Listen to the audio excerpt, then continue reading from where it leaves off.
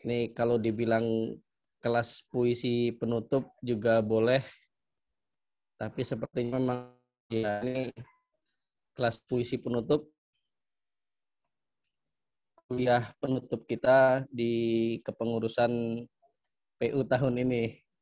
Jadi semoga kita berharap PU selanjutnya atau wilayah yang didapuk menjadi PU selanjutnya akan menjadi lebih baik lagi ke depannya. Insyaallah. Amin ya rabbal alamin.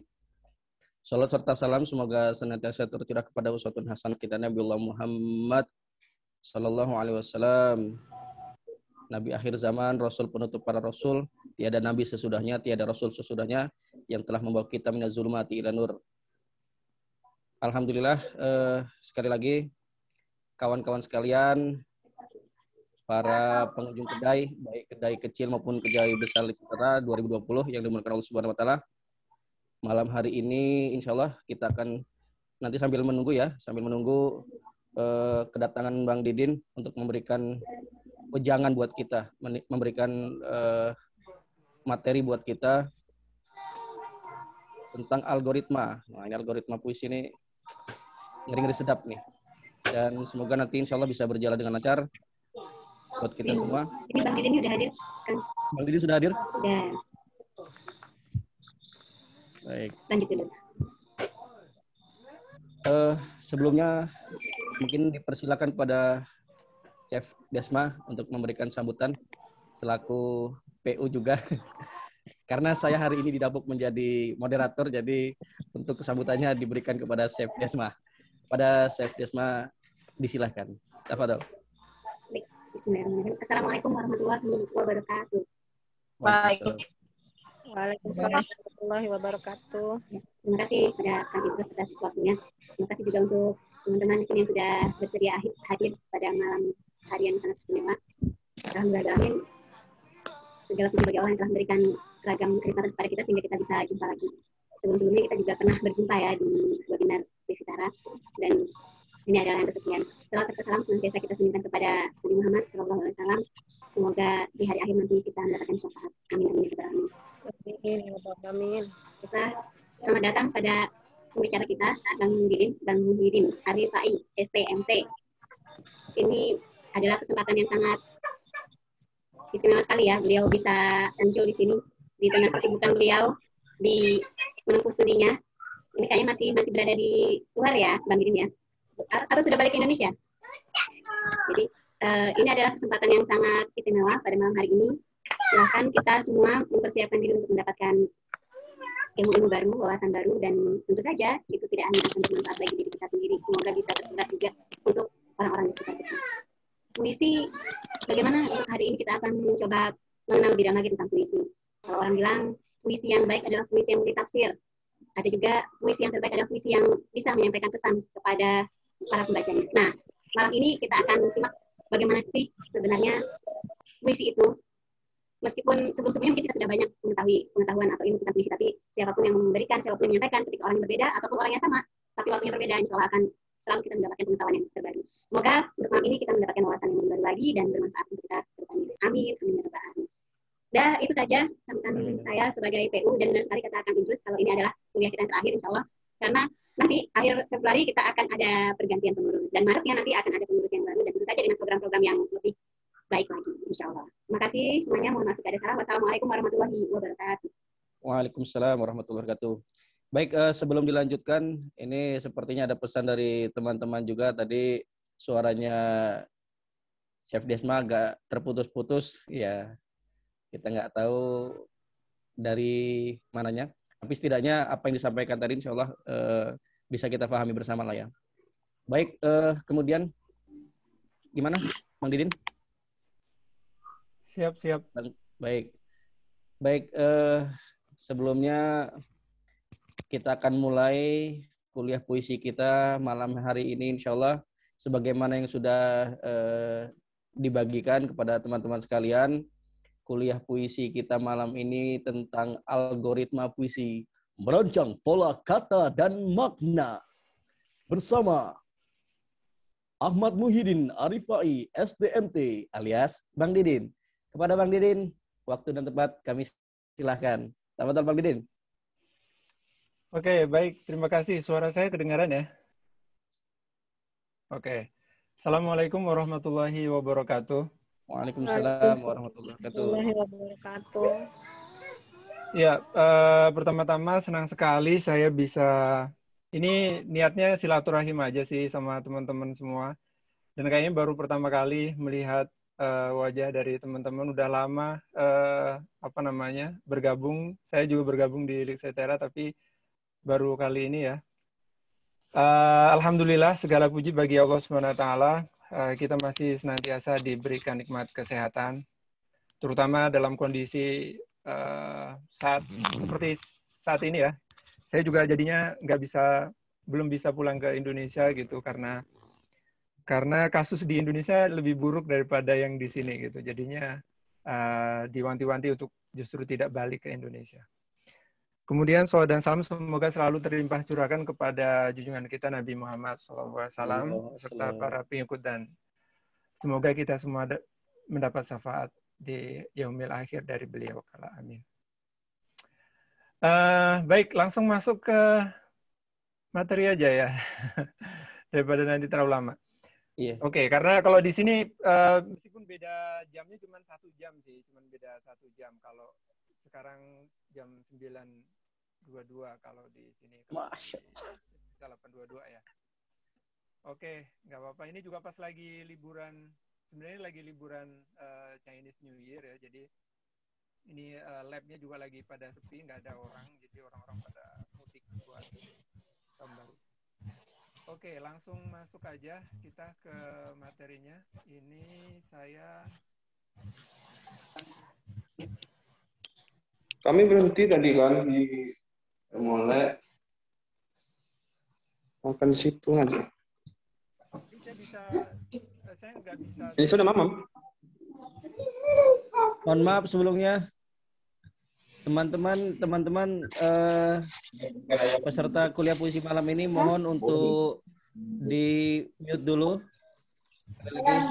Mohon maaf Bang Didin, sudah sebentar.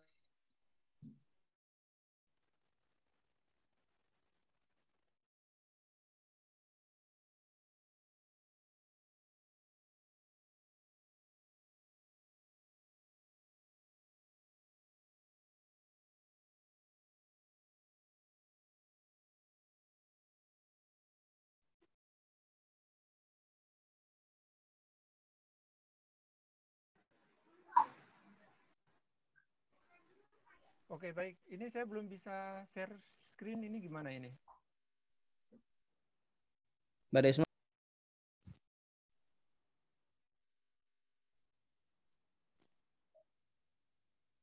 Saya bisa share screen kah? Gimana Bang, udah belum? Oke. Bisa, oke.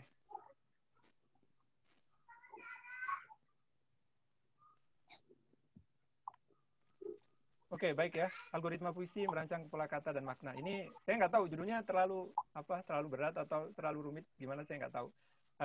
Barangkali ada yang mau share atau barangkali ini Mas MC mau kalau ketika baca judul ini tuh ekspektasinya apa sih? Berat. Iya. Kalau saya pribadi algoritma puisi ini berarti ada unsur-unsur ya seperti itulah. Iya.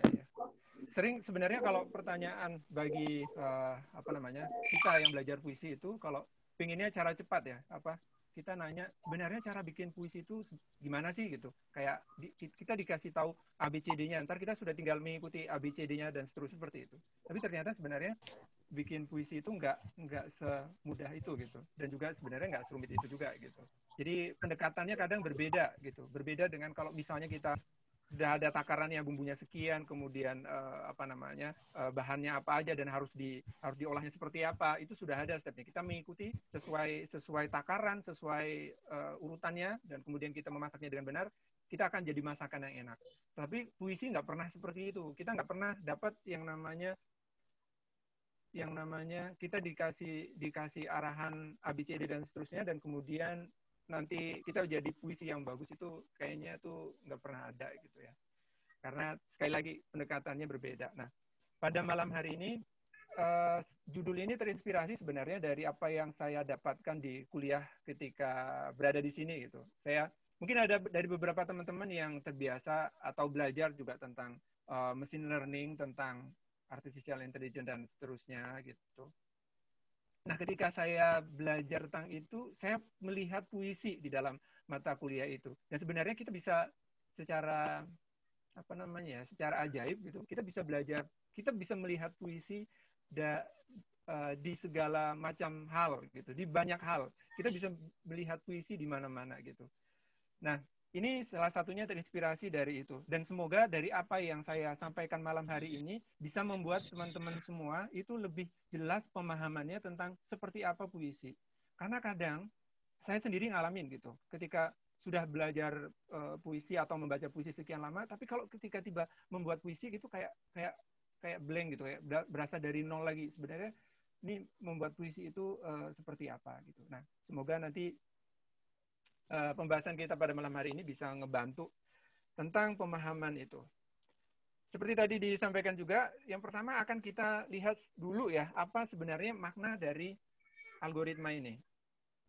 Pengertiannya apa gitu, soal apakah itu sesuatu yang rumit atau seperti apa. Nah, pengertian dari algoritma sendiri itu kita bisa lihat dari pengertian yang paling sederhana sampai pengertian yang paling rumit. Tapi sebelum saya lebih jauh, tolong teman-teman jangan takut dulu ya. Kita nggak akan belajar tentang matematika atau pemrograman dan sebagainya. Ini pengantar aja supaya nanti kita belajar puisinya lebih gampang. Jadi sebenarnya algoritma itu adalah urutan aja gitu. Kita mau ngapain gitu, secara logiknya itu seperti apa. Kayak misalnya kita mau naik mobil gitu, kita misalnya membuka pintu, kemudian duduk dan kemudian manasin mobil dulu dan seterusnya gitu. Ada urutan logik yang jelas gitu. Nah, algoritma itu sebenarnya tekanannya adalah pada urutan itu.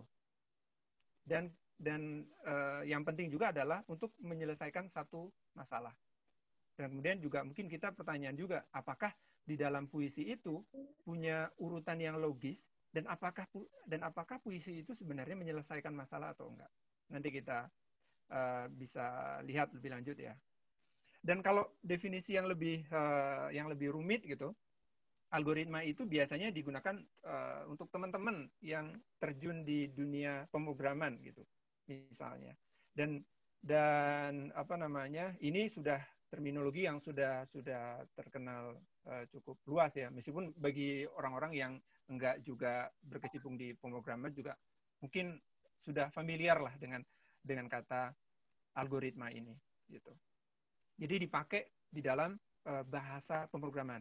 Jadi bahasa pemrograman itu punya struktur yang berbeda dengan bahasa yang kita gunakan sehari-hari gitu. Jadi kalau salah satu dosen pemrograman di kelas gitu, dia bilang jadi kalau di sini itu nggak banyak kelas yang diajarkan secara full English gitu. Jadi ada kelas yang diajarkan secara full Chinese gitu atau ada yang separuh-separuh. Nah, beliau itu sebenarnya nggak terlalu bagus bahasa Inggrisnya gitu. Jadi kadang masih dicampur-campur bahasa Chinese-nya. Dan beliau bilang kita nggak penting bisa bicara secara bahasa Inggris atau Chinese, tapi yang penting kita sama-sama ngerti dengan bahasa pemrograman ini gitu. Jadi bahasa pemrograman itu jadi satu bentuk juga sarana komunikasi gitu. Nah, kaitannya apa dengan bahasa yang kita gunakan sehari-hari? Karena salah satu fungsi dari pemrograman itu sendiri adalah bagaimana dia digunakan untuk bahasa. Contohnya adalah translation atau penerjemahan. Kalau kita sering gunakan yang namanya Google Translate, itu kan ada algoritmanya tersendiri gitu ya. Yang itu namanya Neural Machine Translation gitu. Ini pengantar aja, nggak kita dalamin secara mendalam. Tapi intinya adalah mereka itu memodelkan bahasa ke dalam satu rangkaian atau algoritma tertentu, sehingga dengan mudah mereka akan bisa mentranslatekan, atau bukan dengan mudah sih, tapi ya bisa kemudian menerjemahkan dari satu bahasa ke bahasa yang lain. Itu artinya kan satu bahasa itu kemudian dipolakan. Setiap bahasa itu punya pola. Kalau kita lihat itu kayak kalau dalam bahasa Inggris itu grammar gitu ya. Punya grammar, dan setiap bahasa itu punya grammarnya masing-masing, punya strukturnya masing-masing, dan bahasa itu rumit sekali. Rumitnya bahasa itu bisa kita lihat dari kemampuan translasi atau kemampuan satu program untuk mentranslatekan satu bahasa ke bahasa yang lain. Nah, kalau kita sendiri gitu, kalau misalnya saya gitu, kalau saya punya penelitian di Indonesia yang semuanya itu dalam bahasa Indonesia, dan kemudian saya Google Translatein aja, dan itu kemudian saya Google Translatein ke bahasa Inggris, dan saya serahkan itu ke profesor saya, barangkali profesor saya nggak ngerti gitu, ini maksudnya apa gitu ya. Karena memang kadang translasi ada makna itu nggak bisa terjemahkan dengan baik ke bahasa yang lain, karena tadi keterbatasan dari teknologi atau pemrograman itu tadi gitu. Karena bahasa itu sebenarnya kalau kita teliti itu sangat rumit sekali, sangat rumit, dan di satu sisi bahasa itu lemah gitu ya. Maka sebenarnya itu adalah peranan puisi untuk menguatkan dari bahasa itu sendiri. Oke, kemudian yang berikutnya, dan akhirnya semuanya itu kita kenal ada namanya artificial intelligence dan seterusnya gitu ya. Jadi bagaimana kita mencoba menerjemahkan ya, kalau ini dalam hal bahasa ya, menerjemahkan satu bahasa kemudian ke bahasa yang lain gitu. Nah, ada satu teman saya yang kuliahnya khusus tentang pemrograman gitu, dan dia bilang, saya juga ngerasain gitu, kalau yang tadi disebut terminologinya adalah neural machine translation gitu. Jadi ibaratnya itu mesin yang ada, ya kita bahasanya adalah mesin ya, mesin yang ada dalam pemrograman itu untuk tingkat bahasa yang berbeda-beda itu punya tingkat kecanggihan yang berbeda-beda. Contohnya gini, kalau saya di sini menggunakan dokumen-dokumen atau penelitian-penelitian yang bahasa asalnya itu dari Chinese, karena saya nggak bisa membaca karakter Chinese, itu saya translatekan itu ke bahasa Inggris. Tetapi itu lebih bagus daripada ketika bahasa Indonesia ke bahasa Inggris gitu. Jadi translation dari Chinese ke Inggris itu lebih smooth daripada Indonesia ke Inggris dan sebaliknya gitu ya. Sebenarnya seperti itu. Kenapa? Karena mesin yang untuk yang Chinese-nya itu lebih canggih gitu. Nah, ini prosesnya seperti ini. Kenapa lebih canggih? Karena mereka bisa membuat pola dari bahasa Chinese itu sendiri sudah sedemikian rupa gitu ya. Dia membuat pola bahasa itu sendiri sudah jauh lebih canggih dan lebih sering digunakan, dan ini ada proses namanya training gitu ya. Jadi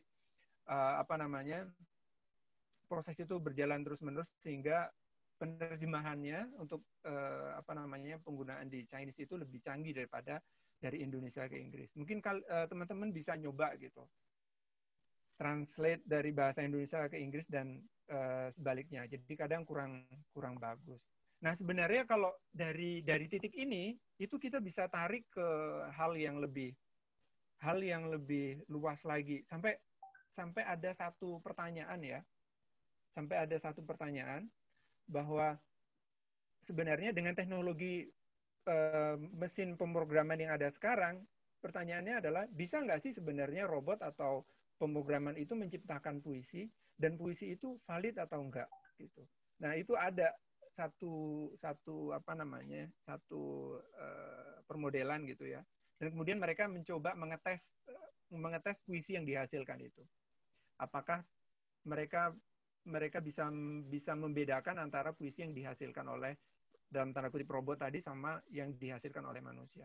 Nah, pembahasan tentang itu sebenarnya ada pembahasan yang lain, agak panjang, mungkin kita bisa membahas lain waktu gitu ya, tentang hubungannya apakah sebenarnya puisi yang diciptakan oleh robot itu kemudian valid atau enggak dan seterusnya. Mungkin kita bisa membahas lain waktu, tapi saat ini kita nggak ngebahas tentang itu.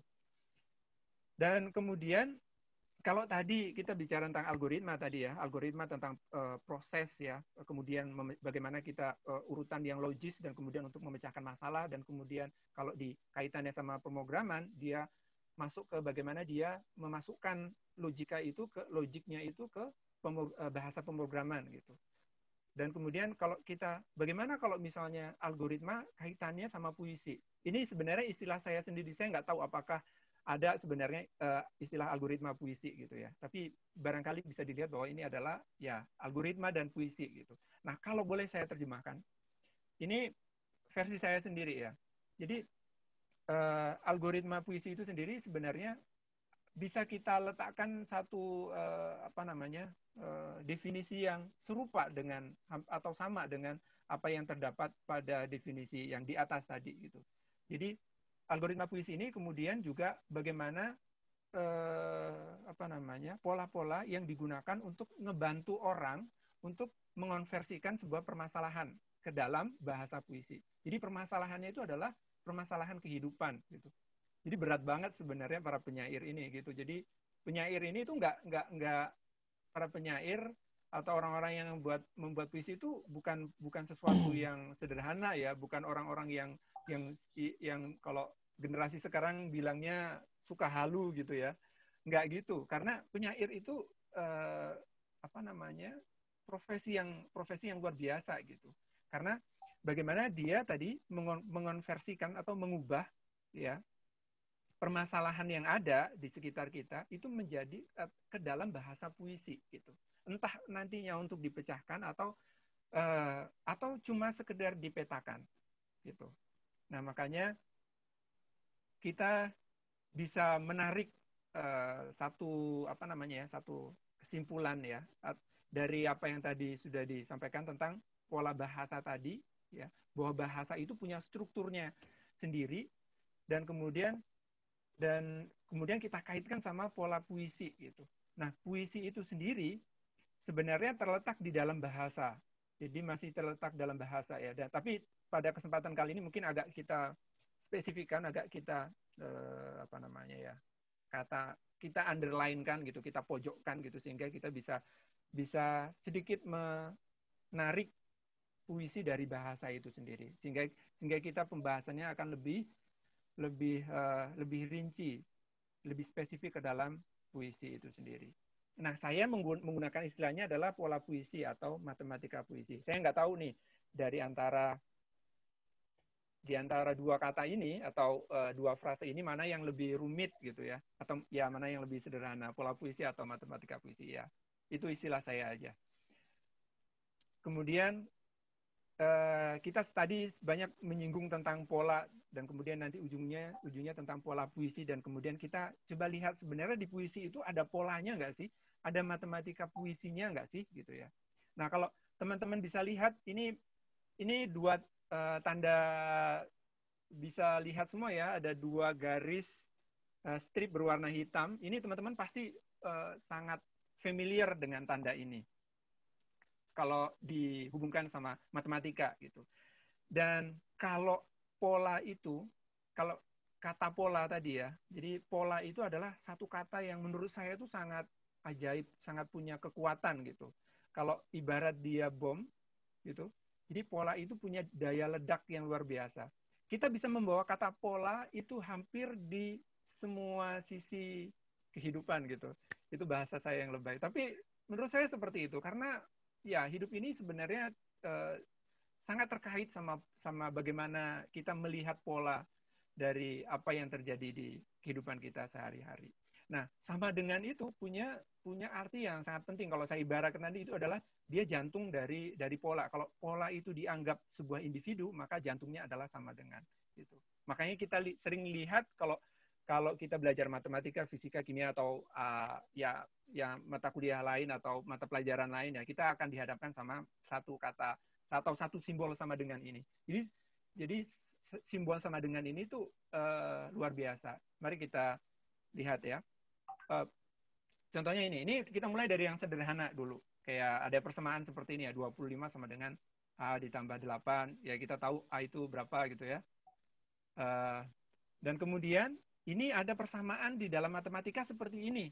Dan kemudian kita bisa nanya, ketika kalau di puisi sebenarnya ada nggak sih persamaan atau puisi yang punya pola seperti ini gitu? Kira-kira ada atau enggak?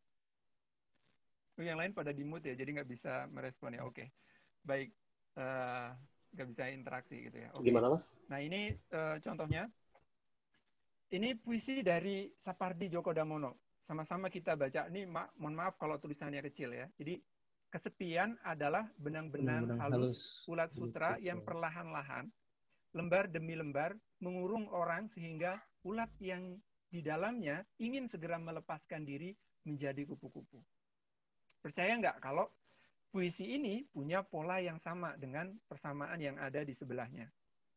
Nah, kalau kita lihat simbol sama dengan gitu yang ada di persamaan tersebut, kalau di puisi ini kata yang sama dengan itu adalah ya. Jadi di sini mendefinisikan bahwa kesepian itu sama dengan benang-benang halus ulat sutra dan seterusnya. Jadi sebenarnya Sapardi Djoko Damono sedang membuat persamaan gitu, bahwa dia menyamakan kesepian, ya, kesepian itu sama ya dengan benang-benang halus ulat sutra dan seterusnya. Gitu. Jadi seperti itu. Kemudian lanjut yang berikutnya. Nah, ini yang berikutnya agak kelihatannya rumit ya. Jadi banyak variabel ada tanda sigma, kemudian ada banyak variabel yang nggak kita ngerti gitu.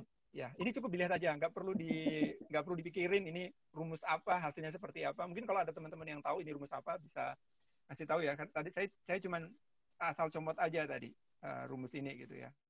Dan kemudian pertanyaan berikutnya adalah, ada nggak sih puisi yang sama dengan persamaan ini gitu? Kira-kira ada nggak puisi yang punya struktur, punya pola yang sama dengan persamaan tersebut? Kita lihat lagi contohnya. Ini berikutnya saya kutip juga puisi yang sama dari Sapardi Djoko Damono. Ini yang puisi-puisi yang saya kutip, puisi-puisi yang ya bisa dibilang straightforward ya, yang dia itu langsung terhadap pemaknaan dari kata-kata tersebut seperti apa gitu. Jadi dia bisa dibilang satu paragraf selesai gitu ya. Jadi nggak harus diterjemahkan di paragraf-paragraf yang lain, itu enggak. Ini saya ambil puisi-puisi yang cukup padat. Nah, di sini memang nggak ada kata adalah gitu ya, seperti yang ada di puisi yang pertama. Tetapi di sini kita bisa melihat bahwa Sapardi Djoko Damono mengartikan hatiku tadi, kata hatiku dengan selembar daun melayang jatuh ke rumput dan seterusnya. Ini teman-teman bisa baca. Jadi hatiku selembar daun melayang jatuh ke rumput, nanti dulu biarkan aku sejenak terbaring di sini dan seterusnya. Kita barangkali ngerasa kalau puisi ini adalah puisi yang sederhana. Betul nggak? Yeah. Sederhana nggak puisi ini? Puisi Sapardi Djoko Damono ini. Dan memang Sapardi Djoko Damono bukan tanpa alasan dia menggunakan kata sederhana dalam puisinya, dan dalam puisi tersebut yang menggunakan kata sederhana tersebut itu juga punya punya kegerakan yang luar biasa, dan seolah-olah itu puisi tersebut menjadi ya definisi dari atau ciri khas lah ya dari Sapardi. Dan kesederhanaan Sapardi ini memang menurut saya sangat mengecoh gitu ya, karena puisi-puisinya terlihat sederhana, terlihat mudah gitu, terlihat sesuatu yang kita, kalau sekilas itu sesuatu yang kita lihat sehari-hari gitu ya. Seperti puisi yang di atas itu kayak benang-benang halus, dan kemudian kayak ya proses metamorfosa seperti biasa gitu ya, yang menjadi kupu-kupu. Dan kemudian ini juga yang mengibaratkan hatiku seperti selembar daun, yang orang-orang itu sering menggunakan kata selembar daun untuk untuk mewakilkan hati atau perasaan dan seterusnya. Sapardi Djoko Damono juga seperti itu. Dan di puisi ini juga terlihat sederhana, tetapi kalau kita bisa lihat lebih detail lagi dari puisi ini punya banyak jebakan. Puisi ini punya variabel-variabel yang nggak kita ngerti gitu. Contohnya dalam baris yang ketiga, masih ada yang ingin kupandang, yang selama ini senantiasa luput. Nah, masih ada yang ingin kupandang ini apa? Apa yang ingin kupandang ini gitu? Itu nggak dijelaskan di puisi ini, nggak ada gitu. Dan kemudian cuman penjelasannya adalah yang selama ini yang senantiasa yang selama ini senantiasa luput. Tapi kita tetap nggak tahu apa yang ingin dia pandang, yang tokoh aku pandang itu apa gitu. Sama kayak di persamaan di sebelahnya, kita banyak variabel-variabel tuh yang nggak ngerti gitu. K itu apa, N kecil itu apa, N besar itu apa gitu ya, I itu apa dan seterusnya. Dan ini seringkali gitu, seringkali terjadi di puisi-puisinya Sapardi Djoko Damono. Dan ini membuat puisinya menjadi sangat kompleks gitu ya. Kalau dilihat di persamaan itu kan meskipun ya ada pangkat sigma dan seterusnya, tetapi juga masih relatif sederhana ya, yang nggak pakai integral gitu ya, yang nggak pakai atau turunan akar dan sebagainya gitu ya, yang yang dengan simbol yang aneh-aneh gitu, masih dibilang cukup sederhana. Sama juga dengan puisi ini, tapi lagi-lagi dia ada variabel-variabel yang nggak kita ngerti. Dan tapi kehebatannya dari Sapardi, dia bisa membuat kita percaya pada variabel-variabel yang nggak dia jelaskan di seperti itu. Jadi dia membuat puisinya sedemikian rupa supaya kita masih tetap percaya dengan segala sesuatu atau kata yang ada dalam puisinya tersebut, meskipun kita nggak tahu dan dia pun tidak menjelaskan gitu tentang kata-kata tersebut. Kemudian yang berikutnya, ini teman-teman juga, ini lebih sederhana, teman-teman pasti paham, familiar dengan rumus ini ya. Jadi kalau ada segitiga, siku-siku itu ya, dan kemudian kita ingin tahu nih panjang C-nya berapa, maka kita akan mendapatkan panjang C-nya dengan rumus seperti ini, C kuadrat sama dengan A kuadrat ditambah B kuadrat. Dan lagi-lagi pertanyaannya, adakah sebenarnya puisi yang serupa gitu ya, punya pola seperti ini? Kali ini bukan puisinya Sapardi Djoko Damono, puisinya Joko Pinurbo. Ini Joko Pinurbo juga kadang kata-katanya cukup lugas ya, nggak punya diksi kata-kata, pilihan kata yang aneh-aneh gitu, nggak seperti kayak Gunawan Muhammad gitu istilahnya. Joko Pinurbo itu sederhana gitu. Seperti juga kayak rumus Pitagoras ini kan sederhana, cuman ada 3 variabel. A kuadrat juga persamaannya gampang ya, A kuadrat ditambah B kuadrat ditambah C kuadrat gitu.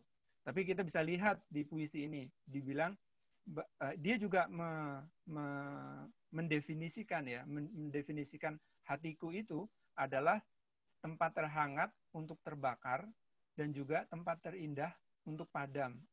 Kita bisa melihat ini, kita bisa melihat juga ini sederhana, tapi juga bisa melihat ini rumit ya. Kita cermati untuk hatimu, yang pertama, hatimu tempat terhangat untuk terbakar. Tempat terhangat untuk terbakar. Tapi kemudian di penjelasan berikutnya, hatimu juga tempat terindah untuk padam. Jadi kayak bertolak belakang gitu ya. Jadi yang satu tempat terhangat untuk terbakar, tapi tempat terindah untuk padam. Dan dia bilangnya tempat terindah gitu ya, bukan tempat terdingin gitu. Kan seolah-olah dia punya sedikit analogi yang berbeda atau struktur yang berbeda dengan penjelasan di penggalan yang pertama tadi. Sama halnya dengan kalau kita melihat garis A sama B gitu ya. A sama B itu sama-sama garis gitu. Tapi kalau B itu horizontal gitu, kalau A itu bertolak belakang. A itu meskipun garis tapi dia vertikal gitu. Ya. Kalau logika tempat terhangat untuk terbakar kan kayak hangat sama terbakar gitu kan nyambung ya, hangat sama terbakar. Tapi kemudian yang berikutnya dia bilangnya bukan terdingin untuk padam, tapi dia nyebutnya terindah untuk padam. Tapi dengan penggunaan kata terindah untuk padam itu justru yang membuat puisi ini menjadi ajaib gitu. Coba kita ganti kata terindah dengan dengan terdingin gitu tadi ya.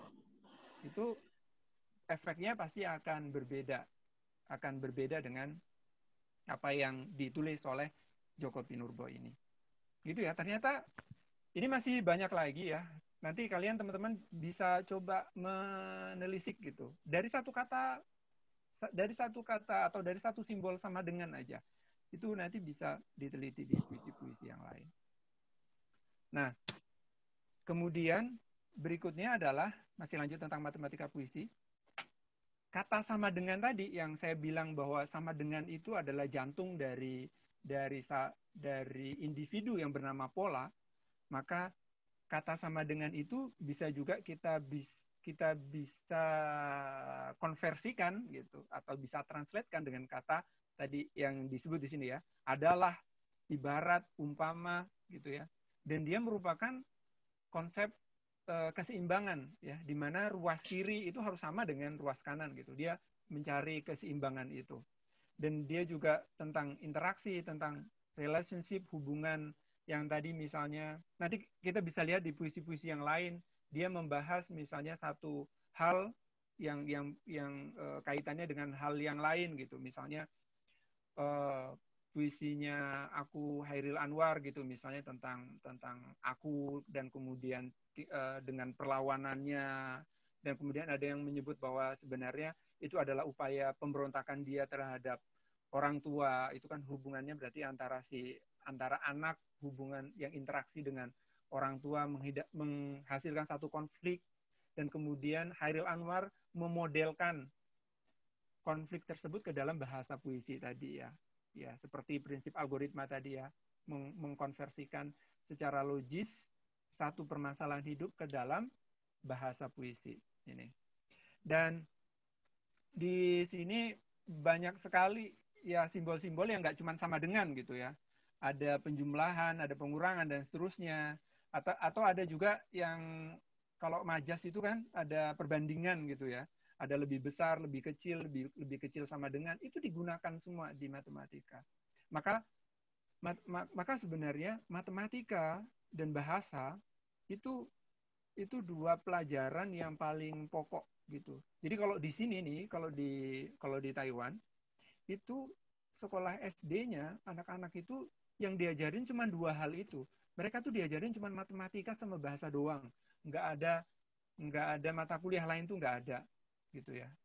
Kalau kegiatan lain ya kayak olahraga gitu, dan ya olahraga lah paling gitu. Jadi sebenarnya bahasa sama matematika itu satu apa namanya ya, satu disiplin ilmu yang menurut saya penting sekali. Dia asas, dia pokok, dia inti gitu. Dan kita bisa melihat bahwa keterkaitan sama matematika dan bahasa itu juga luar biasa gitu. Maka ini bagi teman-teman yang sudah punya, ini agak off topic ya, punya anak dan seterusnya, ya tekankan di matematika sama bahasa karena itu penting ya untuk membangun logiknya kita. Nah, ini tanda-tanda baca yang kita bisa, bukan simbol-simbol yang ada di matematika, tetapi kalau di dalam bahasa atau di dalam puisi kita bisa melihat tadi ya tentang majas-majas gitu. Perbandingan, metafora yang menyamakan satu hal dengan hal yang lain gitu, pertentangan dan seterusnya, itu banyak. Nanti teman-teman lebih paham. Nanti bisa eksplor sendiri. Kita lanjut. Nah, kemudian yang ingin saya sampaikan adalah ternyata enggak cuman persamaan antara matematika dan bahasa atau persamaan antara ilmu pengetahuan atau teknologi dengan puisi itu enggak berhenti pada pola-polanya aja. Tidak berhenti pada pola-pola yang sudah tercipta, tetapi juga pada proses penciptaan. Ya, proses penciptaan dari teknologi atau rumus-rumus tersebut. Ini kalau teman-teman melihat foto ini, itu pasti sudah bisa menebak ini ya. Kira-kira ini tokoh siapa gitu ya? Yang ada apel dan kemudian digambarkan apel itu jatuh gitu ya, mengenai dirinya gitu ya. Gravitasi. Iya, ya. Oke. Dengan prinsip gravitasi, dan Newton ketika itu menemukan gravitasi juga setelah mengalami, ya konon kabarnya itu setelah mengalami kejadian ini gitu. Dan sebelumnya dia berpikir dan akhirnya di alam gitu seolah-olah alam menyadarkan dia, menghentak kesadaran dia bahwa tentang prinsip gravitasi gitu. Ini kalau boleh ada satu narasi yang menjelaskan tentang kejadian Newton ini. Dan bagi kita seorang penyair, yang perlu kita garis bawahi adalah yang terdapat pada kalimat terakhir di layar yang sedang teman-teman saksikan semua gitu. Jadi itu terjadi ketika Newton duduk dalam suasana hati yang kontemplatif gitu ya. Kalau penyair itu yang penuh perenungan gitu istilahnya. Jadi makanya persamaan penyair itu sama banget gitu dengan ilmuwan dan sama pentingnya dengan ilmuwan. Dan harusnya seorang penyair itu juga punya tingkah, punya kebiasaan gitu ya yang sama juga dengan ilmuwan yang senantiasa berpikir gitu. Jadi penyair itu penting banget gitu. Penting banget dan perlu ditekankan bahwa dia senantiasa berpikir kayak seperti dalam Al-Qur'an ya atau dalam hadis gitu yang bagaimana kita senantiasa untuk diminta atau diharapkan atau disuruh untuk berpikir tentang memikirkan tentang penciptaan langit dan bumi ini gitu dan segala apa yang ada di dalamnya dengan peristiwa yang kita saksikan sehari-hari. Puisi kan beranjak dari situ. Puisi itu beranjak dari peristiwa-peristiwa. Jadi kalau kita misalnya kita seorang penyair dan kemudian kita nggak kita nggak perhatian gitu, kita nggak memikirkan gitu, atau kita melihat sesuatu itu biasa aja gitu, nggak ada perenungan lebih lanjut, ya kita nggak akan bisa menghasilkan puisi-puisi yang kemudian sekelas rumusnya Newton gitu, seperti itu. Dan ini banyak sekali terjadi ya, kalau mungkin teman-teman yang di jurusan eksak di fisika atau kimia dan ya semacamnya itu matematika mungkin bisa sharing gitu tentang bagaimana seorang penemu menemukan dalam tanda kutip rumus-rumus yang kemudian itu sangat terkenal gitu. Nah, berikutnya, ini mohon maaf nih kalau saya kelamaan nanti tolong diingatkan ya. Saya suka lupa kalau ini. Nah, berikutnya juga sama dengan yang terjadi di Archimedes ini ya. Ketika Archimedes ini ada dua versi ya.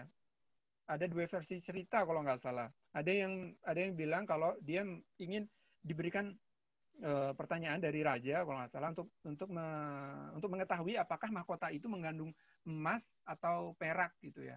Dan waktu itu tidak ada teknologi untuk mengenali bahwa itu kandungannya benar-benar emas atau perak dan seterusnya. Dan dia kemudian dengan kontemplasinya juga dan kemudian disadarkan disadarkan oleh alam ya dalam tanda kutipnya seperti itu. Dan akhirnya dia bisa menemukan rumus Archimedes itu. Dan lagi-lagi juga itu dengan pemikiran yang dalam dengan terus-menerus gitu.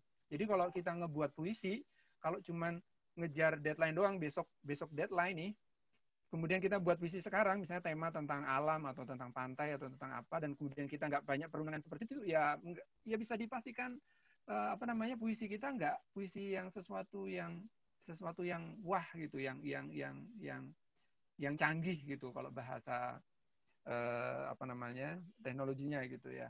Jadi seperti itu. Jadi kalau ketika seorang penyair menulis puisi ketika dia duduk gitu bukan hanya proses 10-20 menit atau setengah jam, 1 jam, tetapi proses yang dia alami berhari-hari, berbulan-bulan, bahkan bertahun-tahun gitu.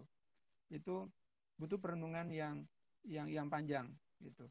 Nah, kita bisa lihat juga dengan misalnya ini sudah pernah saya sampaikan ini tentang ya ini paling gampang buat menceritakan tentang proses kreatif ya yang sering saya ceritakan tentang puisi Sitor Situmorang, tentang puisinya juga ini, puisinya singkat, Malam Lebaran, Bulan di Atas Kuburan. Itu kan ceritanya waktu itu kalau nggak salah itu Sitor Situmorang ingin ke rumahnya Sapardi ya kalau nggak salah ya. Jadi kemudian nggak ketemu gitu ketika Lebaran, dan ketika itu dia melihat kuburan, dan kemudian ketika dia melihat kuburan waktu itu penglihat citraan yang ditimbulkan itu istilahnya terngiang-ngiang di dalam kepalanya, dan itu nggak seketika gitu. Dan kita kan bisa tahu bahwa ketika malam Lebaran itu nggak mungkin ada bulan di atas kuburan kan. Nah itu dia proses yang lama dan akhirnya menghasilkan satu puisi yang seperti ini gitu. Puisi yang kita lihat sederhana gitu, sederhana, nggak punya diksi yang macam-macam. Dan kadang semakin sederhana satu puisi itu semakin sulit gitu, semakin sulit puisi itu. Dan prosesnya juga semakin tidak gampang gitu. Ketika satu puisi yang sederhana kayak Einstein menemukan rumus relativitas itu juga bukan rumus yang pakai sigma, yang pakai integral dan segala macamnya ya. Rumus utamanya kan seperti itu. Nah, itu tadi yang sudah kita bahas tentang pola yang ada di dalam puisi dan kemudian proses kreatif dan betapa dekatnya puisi itu dengan ilmu pengetahuan atau dengan matematika, dengan teknologi gitu ya. Jadi jangan anggap remeh puisi gitu. Dan teman-teman harus berbangga, harus apa namanya? Ya harus berbangga gitu dengan keputusan untuk mengambil puisi ini menjadi satu jalan, entah nanti profesi atau cuman hobi dan seterusnya gitu ya. Ya itu pembahasan yang berbeda. Nah, pada kali ini saya sudah tadi mencomot, kemarin saya melihat di grup gitu. Saya jarang cek di grup. Ketika cek di grup saya menemukan 2 puisi ini dan tadi saya minta izin untuk kita lihat gitu ya. Kita lihat puisi ini kita udah paham tadi tentang adanya pola-pola dalam puisi dan kita bisa melihat puisi ini bisa kita polakan seperti apa. Ada sama dengannya enggak? Ada perbandingannya enggak? Gitu. Atau puisi ini sebenarnya memecahkan masalah enggak gitu. Apa yang dipolakan dalam puisi ini gitu. Kita bisa bisa cermati itu semua gitu ya. Dari puisi yang pertama ini, dari puisinya Nur Aisyah yang judulnya Hilang Entah Tak Ada gitu. Jadi kita bisa melihat itu semua. Dan kalau kita bicara tentang pola, sebenarnya ada beberapa hal yang ingin saya tambahkan ya. Salah satunya tentang pola dalam puisi itu adalah kita bisa melihat yang tadi sudah sampaikan. Kita bisa melihat sekompleks apa puisi tersebut gitu. Sekompleks apa puisi tersebut. Kemudian kita melihat apa yang ingin dia pecahkan, ya dalam tanda kutip ya, apa yang ingin dia pecahkan atau apa yang ingin dia bawa, apa yang dia ingin kemukakan, dan kemudian ya kita bisa melihat variabelnya apa aja gitu, ya seperti itu ya. Nah ini bisa teman-teman semua lihat di dalam puisi ini, gitu. Apakah ada pola-pola tersebut? Dan kemudian kita lihat juga di puisi yang berikutnya. Ini ketika saya pertama kali membaca puisi ini, saya tertarik gitu. Kayak ada kata misalnya musim yang mengendap di kaca jendela, itu kan musimnya punya kekuatan ya. Musim yang dia diibaratkan seperti personifikasi ya, jadi jatuhnya ya. Seperti orang yang kemudian dia bisa mengendap di atau dalam hal ini seperti air gitu ya, atau larutan yang mengendap di kaca jendela gitu. Dan kemudian dia mengundang hujan, jadi punya kekuatan yang sedemikian rupa dari kata musim ini. Saya tertarik sebenarnya dengan kalimat yang ada di paragraf pertama. Tetapi kemudian mohon maaf ini kalau saya bukan mengkritik sih, saya mengulas itu ya apa yang saya pikirkan. Jadi ya kita semua dalam proses. Jadi jangan, kalau ketika dikritisi, mohon jangan diambil hati gitu ya. Dan kemudian juga ketika saya menilai puisi, ya saya usahakan agar ketika saya menilai, saya juga seobjektif mungkin melihat puisi tersebut dan kemudian tentang bagaimana perkembangannya dan bagaimana tingkat dari puisi tersebut gitu. Jadi buat apa ketika saya menilai seseorang puisinya bagus dan kemudian orang tersebut akhirnya kemudian berpuas diri gitu, padahal sebenarnya banyak banget yang harus diimprove gitu ya. Sehingga saya biasanya kalau ngasih puisi biasanya jauh lebih jelek daripada kurator-kurator yang lain gitu, sehingga ya saya paham, sehingga saya jarang digunakan untuk saya jarang diminta untuk menilai puisi lagi gitu ya, karena ini pasti nilainya jeblok-jeblok nih kalau saya yang menilai gitu. Tapi saya pengennya gitu, saya pengen tuh teman-teman itu nggak berpuas diri dan bisa bisa apa namanya, mawas diri gitu. Ini sebenarnya level puisi kita tuh seperti itu gitu. Nah, kalau kita lihat nih di paragraf 2 sampai terakhir itu kan sebenarnya kayak kayak menggambarkan lebih ke penggambaran suasana gitu ya. Yeah. Dan ini yang sering kali terjadi itu, ini klise banget. Jadi paragraf terakhir itu klise banget. Jadi apa namanya ya? Kadang orang membuat puisi itu tujuannya untuk menyampaikan makna. Nah, semakin agung sebuah makna, satu makna itu, dia merasa bahwa, atau kita merasa bahwa puisi itu akan semakin besar gitu. Jadi kalau kita udah mengkaitkan atau mengaitkan puisi kita dengan ketuhanan gitu ya, dengan sesuatu yang besar gitu. Di sini kalimatnya adalah seiring melangitnya doa, itu kita merasa bahwa puisi kita udah cukup besar, udah cukup bagus gitu. Ya, di sini bahwa narasinya sih bagus ya, kumandang azan telah menggema di seluruh penjuru kota seiring melangitnya doa. Itu kan sesuatu yang luar biasa gitu. Tapi kemudian kita bisa melihat apakah sesuatu yang luar biasa yang kita tulis seperti itu memang kemudian nyambung nggak gitu ya, nyambung nggak dengan susunan puisi yang sudah kita buat di awal gitu. Diksi yang digunakan. Dan kemudian ya Bang ya. apakah itu klise ya? Klise itu sesuatu yang sudah banyak digunakan oleh orang lain gitu ya. Tekniknya itu udah banyak digunakan oleh orang lain tuh seperti itu. Jadi kalimat dari awal tuh dia sederhana gitu ya. Kayak seperti ini ya, musim yang resah, musim yang lusuh, dan berikutnya gitu ya. Itu kan sesuatu yang masalah gitu. Tapi kemudian itu di twist di paragraf terakhir ini dengan sesuatu yang bertolak belakang seperti itu. Dan kita merasa bahwa kadang kita merasa bahwa itu sesuatu yang cukup. Padahal itu sesuatu yang klise, sesuatu yang teknik itu udah sering banget digunakan banyak orang gitu. Dan kita harus tahu sebenarnya dalam puisi kita tuh apa spesialnya gitu. Dari puisi ini tuh apa spesialnya. Itu ya. Jadi mohon sangat dihindari. Nah, kalau ini tips sederhana, kalau teman-teman ingin menghindari klise, hindarilah kata-kata generik. Kata-kata generik itu ya tadi kata-kata yang sering kali digunakan. Satu kata yang punya, kalau kita pakai kata itu udah nadanya udah puitis banget gitu ya. Seperti ini, musim, kemudian langit, doa, ada hujan gitu ya. Banyak lagi gitu. Nah, kalau saya pribadi kadang saya menghindari gitu kata-kata yang udah generik tersebut, supaya saya harus mikir caranya gimana puisi saya itu bisa apa namanya menjadi sesuatu tanpa adanya kata-kata yang udah gampang tersebut gitu, kata-kata yang dalam tanda kutip pasaran gitu ya. Gitu. Tapi sekali lagi ya, kalau teman-teman tuh tolong pahami juga yang paham tentang apa namanya tahapan atau proses itu teman-teman sendiri.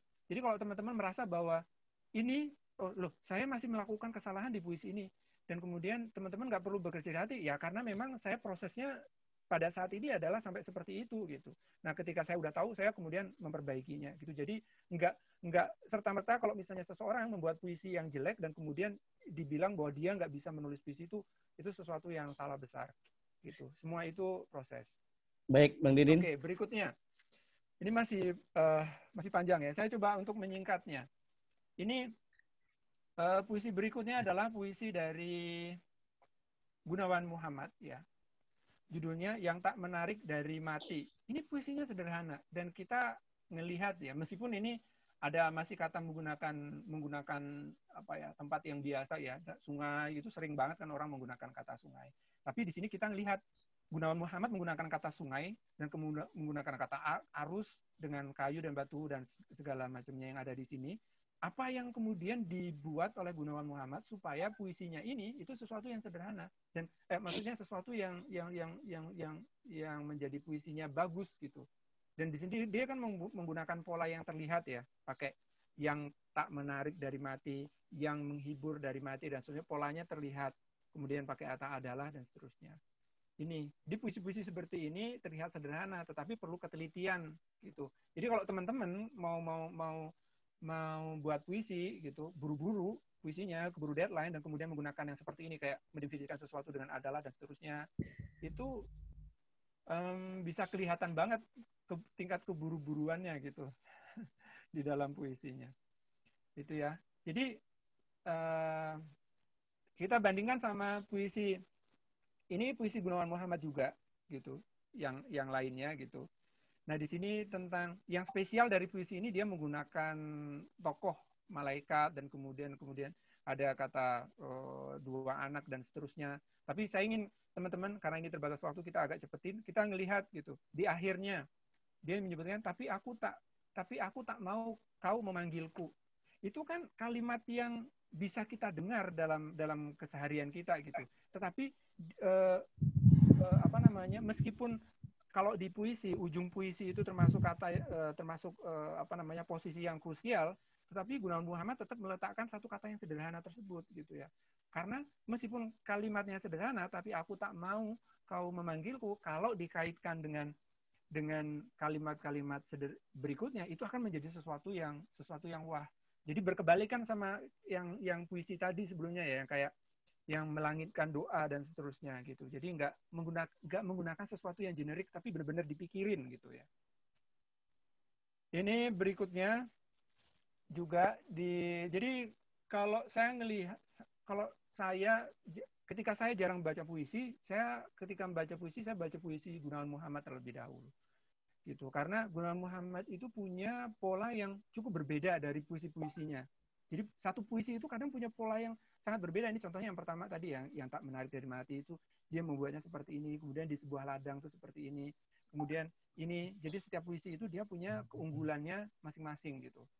Dan kemudian ini juga, nah rata-rata dia Gunawan Muhammad itu juga mengandalkan sejarah gitu ya, dengan kata-kata Nalanda dan kemudian tentang latar tempat dan waktu dan segala macamnya. Itu sebenarnya bisa dipakai satu teknik yang cukup bisa dipakai gitu ya. Kalau teman-teman, ya mungkin ini pemahaman saya sekarang ya, kalau teman-teman nggak cukup waktu perenungan dan segala macam, pakailah bahan-bahan yang sudah jadi. Jadi kalau sejarah itu kan, apalagi sejarah tentang satu waktu yang penting, yang urgent atau sesuatu yang punya impact yang luar biasa, itu bisa dipakai buat wadah dari puisi kita tanpa kita harus mikirin terlalu berpikir serumit apa yang tadi ya, contohnya yang puisi yang ya ini, yang puisi yang seperti ini gitu. Jadi puisi yang seperti ini justru butuh pemahaman yang butuh persiapan yang lebih matang daripada puisi yang seperti ini, yang pakai latar belakang sejarah ya. Nah ini saya ingin menyingkat tentang pola puisi. Pola puisi itu, ini nanti kalau ada yang nggak jelas bisa dipertanyakan gitu ya. Tentang bagaimana kita tadi melawan klise itu tadi ya, dengan menghindari kata-kata yang generik. Kita udah tahu ketika kita membaca puisi. Sekarang kalau teman-teman ngebaca puisi, misalnya ngebaca puisi seseorang, jangan cuman melihat bahwa ini maknanya apa, tetapi kita melihat, kita bisa mengira-ngira ketika si penyair itu proses kreatifnya itu seperti apa sih, ini puisi ini dibuatnya seperti apa sih, kemudian kita bisa ngebaca alur pola dalam puisinya tersebut gitu. Ini udah slide terakhir, barangkali saya cukupkan, nanti ada hal yang belum saya jelaskan, mungkin di tanya jawab aja, lebih banyak diskusinya. Baik, saya kembalikan ke MC. Baik, alhamdulillah, subhanallah, luar biasa apa yang tadi disampaikan oleh Bang Didin. Jadi tadi terkait tentang matematika puisi, kemudian ada juga pola puisi ya, memang luar biasa. Kalau tadi pembahasan di terakhir, jujur Bang Didin, kalau saya maaf, ini suaranya nggak kedengeran ya? Saya cek gimana? Bagus semua suaranya. Jelas suara kami jelas. Bang Didin? Bang Didin bisa dengar?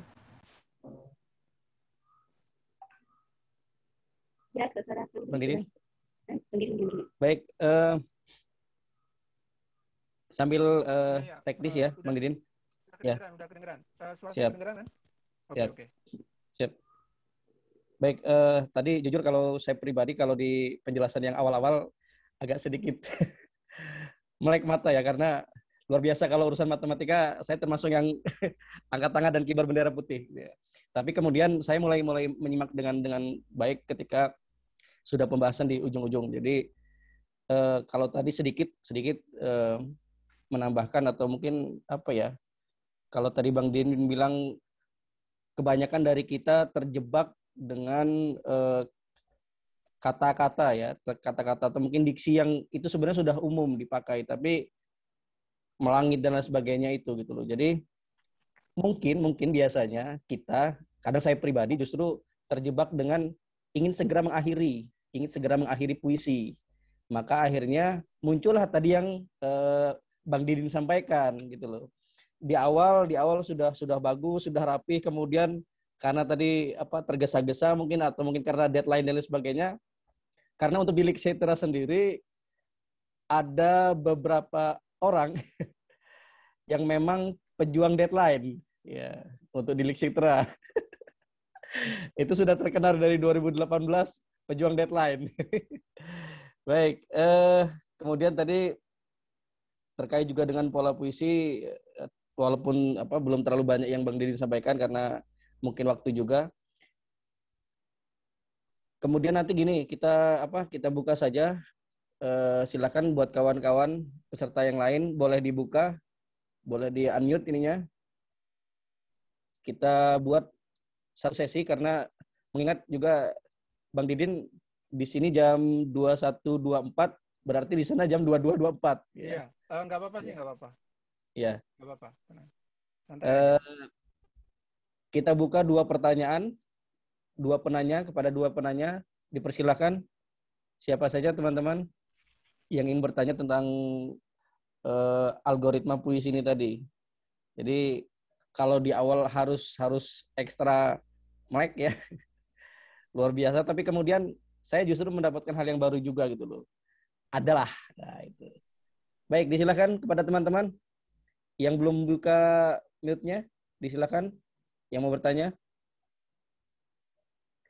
Tadi ada yang kaum rebahan juga. Halo, teman-teman.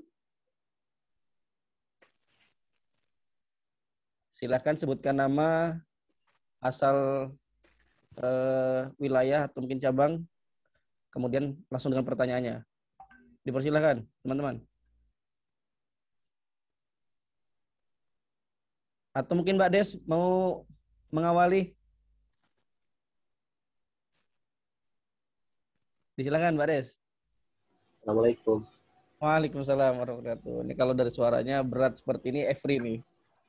Maaf nggak dibuka kamera. Siap. Assalamualaikum warahmatullahi wabarakatuh. Waalaikumsalam warahmatullahi wabarakatuh. Masa dari 32 orang nggak ada yang bertanya, kan nggak mungkin kan? Jadi pertama memang ada hal baru yang kami dapatkan dari yang disampaikan Kang Didin ya, virtual gini ya. Kalau selama ini kan kita dengar suaranya saja, kalau saya kadang-kadang kan nggak mungkin ya. Jadi itu yang pertama. Ternyata memang menarik algoritma puisi, di mana di sini kami melihat dengan rumus-rumus, kemudian diperumpamakan. Tadi kan saya membuka flashback ke belakang lagi sekitar berapa 10 tahun yang lalu ya. Mungkin Kak Turbandul Lampura masih ingat itu di FK itu sering tuh anak-anak MIPA atau anak-anak FK itu bikin event anak matematika bikin event nulis puisi. Saya bingung waktu itu, kok anak matematika kok bikin event nulis puisi begitu kan? Nggak ada bahasa Indonesia saja begitu kan? Nggak sekumpulannya Kak Turbandur kan? Nah di sini yang ingin kami tanyakan, memang ternyata meramu puisi itu, tapi nggak apa-apa Mas, Kang Didin ya. Kami orangnya siap menerima apa adanya hasil dari yang dibuat. Memang tidak tidak memungkiri kalau di kelas Lexitera itu kan memang gimana ya cara pengumpulan, kemudian waktu, deadline segala macam. Memang belum ada pola. 2 tahun ikut, mungkin ada yang sudah 3 tahunnya yang ini. kalau nggak dalam jati dirinya masing-masing itu punya muyulnya berpuisi, jadi mungkin untuk kami-kami yang berkecimpungan menjebloskan diri di sini itu agak sulit. Memang kalau tidak berlatih dengan susah payah, apa istilahnya, berjuang dengan lebih kuat lagi begitu. Karena apalagi tadi seorang penyair diibaratkan sebagai saintis begitu ya. Jadi berat sekali ya, harus memiliki satu porsi lagi ternyata, memiliki jiwa di posisi satu tempat lagi, yang tempatnya itu memang ternyata memang luar biasa, antara bisa disetarakan artinya ya, karena pada saat kita membuatnya itu harus memiliki jiwa apa istilahnya ya, perenungan yang disampaikan. Nah sementara untuk mengarah ke sana butuh perjuangan yang sangat berat menurut kami. Nah ini yang kami rasakan ketika Kang Didin menyampaikan algoritma puisi yang baru sebentar ini saja, itu ya alhamdulillah sedikit masuk ke kami untuk perbendaharaan ke depan.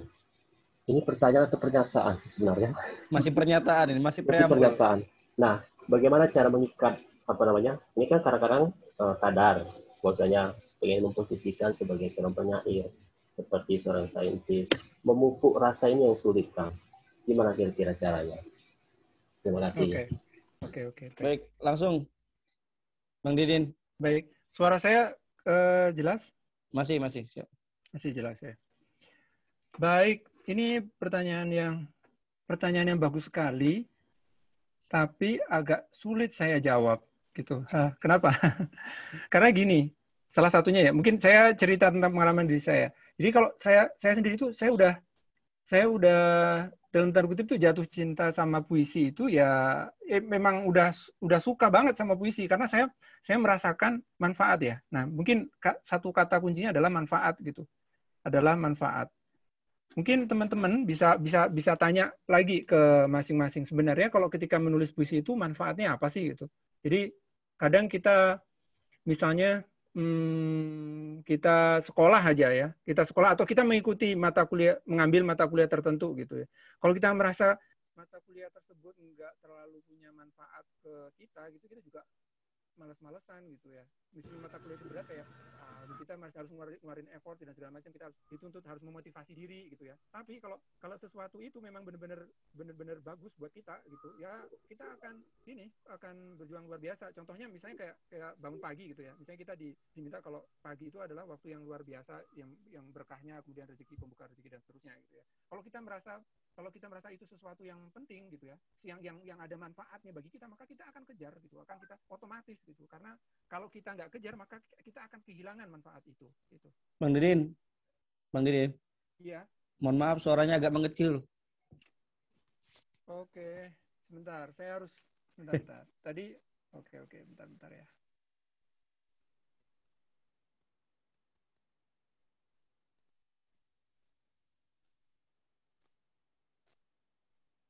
Saya ganti audionya. Siap. Sekarang masih bagus atau gimana? Sudah lumayan. Sudah lumayan ya. Kalau seperti ini?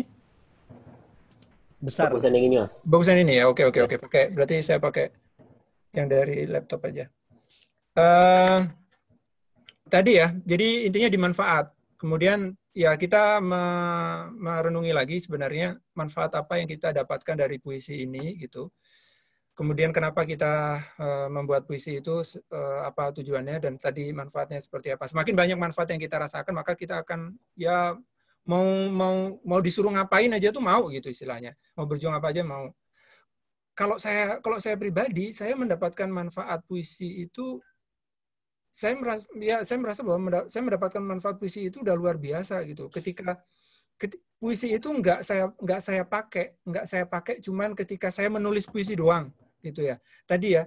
Jadi apa namanya ya, kebiasaan kita berpuisi adalah sebagaimana yang tadi disampaikan, kita terbiasa untuk yang pertama kita menghayati apa namanya, apa yang ada di sekitar kita dengan lebih lagi, dan kemudian kita bisa apa namanya membuat pola antara hal-hal yang terjadi di sekitar kita. Itu bahasa yang apa namanya ya, ya apa namanya, yang melangitnya itu seperti itu gitu. Tapi saya ngerasa bahwa puisi itu saya mendapatkan manfaatnya itu sehari-hari gitu, meskipun saya nggak menulis puisi. Ketika misalnya ketika saya ngerjakan riset saya aja gitu, ketika kemudian saya bisa memakai pola puisi itu ke dalam riset saya gitu. Ini agak susah jelasinnya. Contohnya misalnya ketika saya belajar tentang pemrograman gitu ya. Dan kemudian saya melihat bahwa di pemrograman itu machine learning, kemudian apa namanya, artificial intelligence dan seterusnya, ternyata punya pola yang sama dengan puisi gitu. Wah, ternyata puisi ini ajaib sekali gitu. Kemudian ketika saya belajar mendalami tentang bahasa, tentang grammar dan seterusnya gitu. Kita belajar bahasa itu juga ternyata apa namanya, luar biasa ya, betapa apa namanya, orang-orang itu bisa, atau bahasa tertentu punya metodologinya tertentu gitu, punya strukturnya tertentu. Jadi puisi itu saya ngerasa puisi itu saya bawa sehari-hari gitu. Saya bisa melihat, saya nggak tahu gimana cara mentransfernya ya. Tapi saya ngerasa gitu, saya ketika sehari-hari itu di kuliah atau di apa, saya melihat puisi di kuliah saya. Saya melihat puisi dari apa yang saya dengar di berita, apa yang saya lihat di lapangan gitu. Meskipun saya tidak menarik itu ke dalam puisi, tapi saya melihat itu gitu. Jadi jatuh cinta saya kepada puisi itu seperti itu. Tapi memang ya, perlu saya akui juga, kejatuh cintaan kita ke dalam puisi itu tidak berbanding lurus sama produktivitas kita. Saya juga ketika di sini juga produktivitasnya sangat menurun, produktivitas menulis puisi gitu. Jadi perlu lagi penyemangat, dan sebenarnya Lixetera itu suatu wadah yang sangat bagus untuk menjaga semangat kita. Kita sudah masuk dalam satu sistem ya, satu sistem Lixetera itu, kemudian ada setoran yang kemudian ada deadline dan segala macam, itu udah bagus. Kemudian ada penilaian dan segala macam. Nah, dari situ kan kita juga bisa melihat tingkat keseriusan kita itu sejauh mana gitu dari apa yang kita alami. Jadi yang pertama itu adalah manfaat, dan kemudian bahwa puisi itu sebanyak mungkin di sekitar kita, di kehidupan gitu istilahnya. Enggak cuma ketika nulis puisi doang. Dan kemudian berada di Lixetera itu udah jalan yang paling benar gitu. Sesat di jalan yang benar. Ya, udah jalan paling benar untuk bisa menjadi penyair gitu, untuk bisa membuat puisi. Dan kemudian yang berikutnya ketika saya kembali gitu, saya misalnya lagi pikiran kusut dan segala macam gitu, ketika membaca puisi, untuk meluruskan pikiran saya itu saya membaca puisi gitu. Jadi ya kayak rekreasi gitu ya, sesuatu yang kita, misalnya orang yang terbiasa hidup di pantai ketika berada di gunung mungkin akan merasa wah yang luar biasa, dan begitu juga sebaliknya. Jadi jangan dianggap ketika teman-teman misalnya punya profesi yang berbeda dan kemudian harus punya dua kekuatan lagi tadi di puisi gitu. Enggak, itu justru menjadi tempat pelarian yang bagus puisi ini gitu. Kalau puisi itu, kalau misalnya kita ada masalah gitu, tulis aja di puisi. Kita punya masalah menulis puisi, tulis aja, itu bisa jadi puisi loh. Jadi kita kesusahan menulis puisi, itu bisa jadi puisi gitu. Jadi ya tinggal bagaimana menyikapinya, dan manfaat lingkungan, dan bagaimana kita menyikapinya tadi. Mudah-mudahan bisa menjawab. Baik. Semoga pertanyaan dari Abang Efri tadi terjawab. Satu lagi mungkin penutup. Saya aja lah ya. Ini saya nggak tahu ya, antara materinya yang nggak nyampe atau gimana nih. Kenapa Kang Didin? Kenapa? Nyampe sekali materinya, bagus, dan sulit diungkapkan, sama-sama kayak sulitnya algoritma puisi malam ini. Iya. Ini saya mau menggarisbawahi lagi tadi dengan kalimat bagus, sulit diungkapkan. Sulit diungkapkan. Jadi puisi itu salah satunya adalah menghilangkan itu tidak mungkin, tetapi mengurangi kata sulit untuk diungkapkan, atau kalau kita bahasa gampangnya itu speechless gitu. Jadi speechless itu kayak kita merasa bahwa kita tidak punya kata yang cukup untuk menggambarkan perasaan kita gitu. Nah, puisi itu adalah upaya kita menguatkan bahasa agar bahasa itu cukup kuat untuk mewakili apa yang kita rasakan. Itu. Jadi kayak seperti puisinya Sapardi tentang dia mengibaratkan tentang apa namanya tadi yang hatiku tadi diibaratkan dengan selembar daun seperti itu gitu contohnya gitu. Jadi orang nggak tahu tentang seperti apa hatiku itu. Jadi kalau kamu misalnya ditanya gitu, perasaanmu seperti apa sekarang? Perasaan kita rumit banget gitu, kusut gitu, nggak bisa kita nggak bisa ngejelasin apa yang kita rasain gitu. Tapi dengan penjelasan dalam puisi tadi gitu, dengan menggunakan selembar daun yang melayang jatuh dan segala macam seperti itu, kita bahwa ya hatiku tuh seperti itu. Kita hati yang tidak bisa kita lihat itu bisa kita lihat, bisa kita dengar, bisa kita rasakan dan seterusnya. Oke. Baik. Bang Didin. Ya. Baik. Penutup mungkin. Pertanyaan penutup supaya yang lain di-cut dulu. Iya, ya. Iya, kalau tadi kan saya setuju, saya sepakat ketika Bang Didin bilang sebenarnya puisi ini kan kalau dulu gini, kalau dulu ketika kita masih zaman-zaman sekolah tuh ya, zaman-zaman SMA, SMP gitu, kita sering dapat atau kami dulu ketika awal-awal kuliah sering dapat kalimat seperti ini. Jadi kalau penulis puisi itu adalah orang yang lagi senang, sesenang-senangnya, dan orang yang lagi susah atau lagi sedih, sesedih-sedihnya gitu loh. Makanya biasanya orang-orang seperti itu akan menjadi penulis puisi, pembuat puisi misalkan. Dulu seperti itu. Karena kan biasanya kalau dulu puisi ketika kami sekolah itu di SMA itu biasanya yang membuat puisi itu orang-orang yang patah hati, kalau enggak orang yang sedang jatuh cinta. Seperti itu. Ya. Jadi sudah ada apa ya, semacam dikotomi atau frame seperti itu. Tapi kemudian seperti ini, kalau tadi yang saya menangkap dari apa yang Bang Didin sampaikan, selain sebagai juga sebagai seorang ilmuwan, sebenarnya penulis puisi atau ya penulis puisi lah kita sebut ya. Penulis puisi ini juga sebenarnya hampir sama seperti seorang stand up komedian. Jadi kalau seorang komika itu biasanya mengungkapkan keresahan, nah gitu. Jadi mencari keresahan sampai kalau beberapa waktu lalu salah satu pemenangnya si Ridwan Remin kemudian sampai nanya-nanya, lo mau nggak ketika ketemu pengemis, lo mau nggak jadi keluarga gua gitu. Saking dia mencari keresahan gitu kan, mencari keresahan untuk disampaikan menjadi bahan lawakan komik itu. Nah kemudian juga gini, tadi yang masih lagi-lagi mungkin kiat lah ya, lebih kepada kiat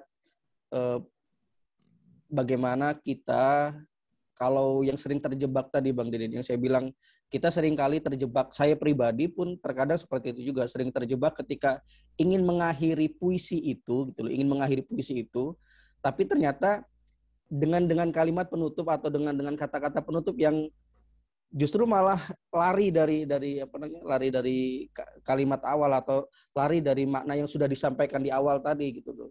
Kalau tadi yang Bang Didin sampaikan di salah satu puisi tadi gitu loh. Di awal saya melihat juga memang rapih tuh gitu, rapih bagus, kemudian makna juga cukup dalam, tapi kemudian justru ketika sesudah itu di kedua dan seterusnya sampai penutup bahkan malah sepertinya sudah ya terkesan lari dari makna yang disampaikan di awal seperti itu. Itu sih selain juga memang pemilihan diksi juga iya, kemudian kan kita sering kali terjebak dengan kita mau bikin puisi yang gimana nih, kita mau bikin puisi yang pendek tapi bermakna, sementara itu terkadang kita sudah berusaha nih, seperti tadi kalau Sitor Sitomorang bulan-bulan di atas kuburan gitu kan, bulan di atas kuburan.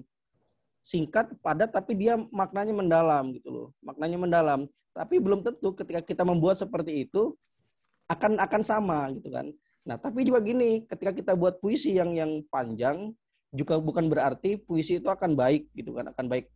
Oke lah, terlepas dari, mohon maaf, kalau baik buruk itu bukan ranahnya kita untuk menilai gitu. Tapi setidaknya menurut kita sendiri sebagai penulis, terkadang kita masih meraba-raba juga tuh.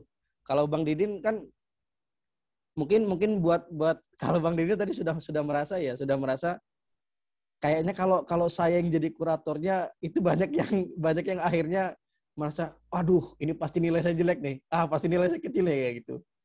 Jadi apa ya, mungkin selain jam terbang dan lain sebagainya, saya pikir juga perlu ada masukan juga dari Bang Didin. Jadi sekali lagi, kita, kalau saya pribadi sudah, ini tahun ketiga kalau nggak salah ya, tahun ketiga ikut di Liksitera. Artinya kan seharusnya ketika nanti masuk tahun keempat, itu sudah grade-nya sudah naik lagi gitu. Grade naik itu kan terlihat dari puisi yang dibuat gitu loh. Jadi jangan sampai kemarin bagus, kemarinnya bagus gitu, tapi kemudian malah makin tahun harusnya dia naik kelas lagi, tapi ternyata malah turun gitu loh. Jadi tadi kiat-kiat dari Bang Didin lah, kira-kira seperti apa sebagai penutup. Silakan Bang Didin. Baik, ini banyak banget nih pertanyaannya, bagus. Tapi memang begitu, memang ini ya. Kalau kita bicara puisi itu nggak bisa sekali duduk. Jadi ya bahkan proses apa namanya, menulis puisi itu adalah proses yang sangat panjang sekali. Kalau saya diminta untuk menerjemahkan apa itu proses menulis puisi, maka kalimat yang ada dalam pikiran saya adalah proses menulis puisi adalah upaya perlawanan terhadap diri sendiri. Itu kalau dari saya. Nah, itu sebenarnya tadi ada di slide terakhir. Mungkin materi ini terlalu besar, jadi nanti barangkali kita pecah-pecah menjadi akan materi yang lebih kecil sendiri. Saya langsung nangkep yang terakhir tadi tahun ketiga gitu ya. Itu sudah tahun ketiga, dan ya saya minta teman-teman itu nggak berpuas, nggak gampang puas diri dalam level tertentu gitu ya, tapi harus mengimprove gitu ya dalam dalam proses berpuisi. Nah, yang perlu dilihat adalah teman-teman semakin berjalannya waktu, semakin harusnya mungkin kalau ukuran puisi bagus atau tidaknya mungkin ya relatif ya. Tetapi paling enggak teman-teman sudah tahu, sudah bisa mengenali diri sendiri itu proses kreatif teman-teman itu seperti apa gitu. Proses kreatifnya. Kalau saya itu saya biasanya itu saya harus punya tabungan kalimat-kalimat ajaib yang banyak gitu. Saya tulis gitu. Jadi sehingga kalau ketika saya ingin menulis puisi saya udah punya bahan-bahan kalimat kata-kata yang ini sehingga nanti ketika saya membuat puisi saya udah punya nih saya mau buat puisi kayak seperti ini gitu. Jadi saya udah punya koleksi kata-kata yang cuma milik saya pribadi tersebut gitu. Jadi kalau saya prosesnya seperti itu. Karena kalau misalnya nih saya melihat suatu peristiwa gitu, dan peristiwa itu kayak mencengangkan.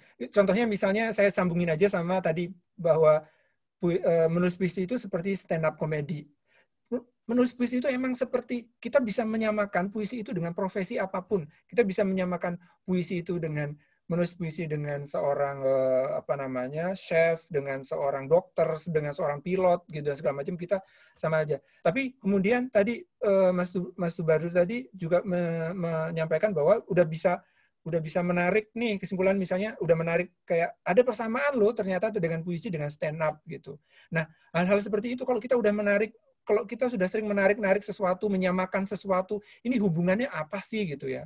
Hubungannya antara satu dan ini itu apa? Ternyata kalau dilihat-lihat itu persamaannya, banyak persamaan dan seterusnya. Itu adalah exercise yang bagus gitu ya.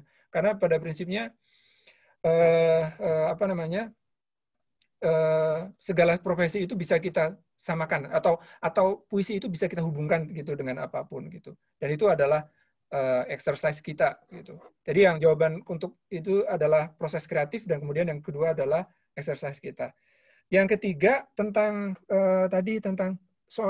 memang sangat stereotip sekali gitu ya. Kalau kita menulis puisi itu hanya bagi orang yang jatuh cinta atau yang sebaliknya yang patah hati gitu. Ini sebenarnya adalah beban moral yang harus kita tanggung bersama-sama nih, yang keluarga besar Liksitera. Kita membuktikan bahwa puisi itu bukan semata-mata tentang cinta dan segala macam gitu. saya kalau lagi menulis puisi dan kemudian puisinya itu ada cinta-cintaan, berarti itu saya lagi nggak punya banyak perenungan gitu. Saya nggak punya banyak konflik sehingga ini ditarik aja nih ke apa namanya, ke masalah percintaan gitu. Ini saya buka kartu gitu. Jadi seperti itu. Jadi enggak, sebenarnya sama sekali enggak. Bahkan ada satu, mungkin bisa dilihat, saya lupa namanya. Saya lupa nama penyairnya yang bilang bahwa justru penyair itu jangan menulis sajak cinta gitu, bahkan sangat dilarang gitu menulis sajak cinta. Kenapa, Mas? Karena